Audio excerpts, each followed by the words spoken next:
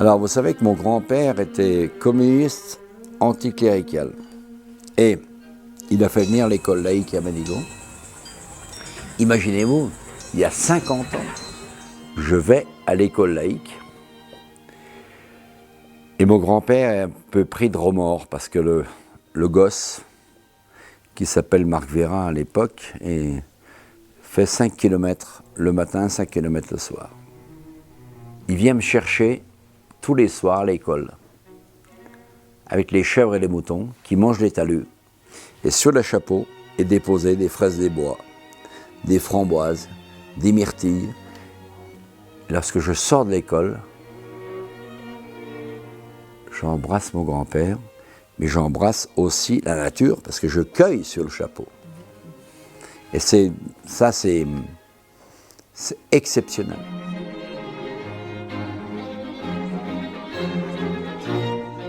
On sait très bien que depuis les années 2000, on mange beaucoup moins bien. On a des écoles qui viennent chez nous et on a 70 gamins qui viennent le mercredi et le jeudi. C'est magnifique. Qu'est-ce qu'il y a de plus beau? C'est lutter contre la malbouffe. En tous les cas, on amène un concept nouveau. Ce sont les cuisiniers qui servent en salle. Donc j'ai un maître d'hôtel qui est magnifique, qui fait en sorte que tout se passe bien. Et les cuisiniers apportent leur plat et racontent le plat. Ça, c'est magnifique.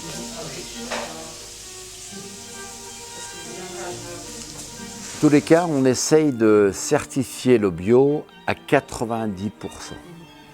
C'est magique. De moins en moins de viande. D'ailleurs, on est en train de faire un steak de céréales qui est exceptionnel. La viande, c'est pas bien. Ça ne marche pas. On fait 2 plats moléculaires, on fait une pâte disparaissante et on fait un bonbon.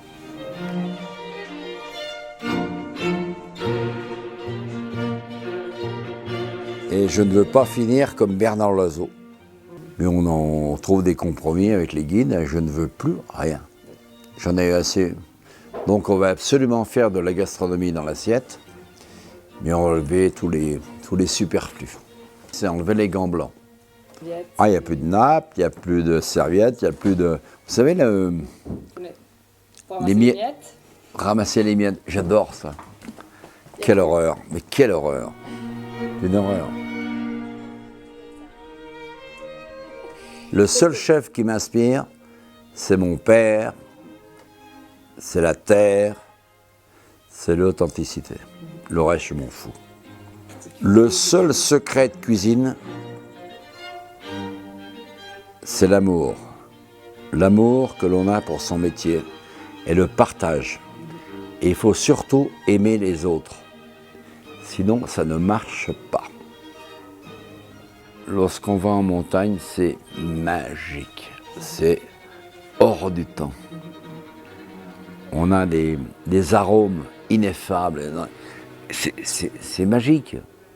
Et chaque fois que j'ai emmené des clients, et des Genevois, et des Suisses en particulier, on est hilar. Comment est-ce possible que la terre donne autant de belles choses? Et vous savez, vous avez une particularité, c'est que vous êtes des gens géniaux en Suisse.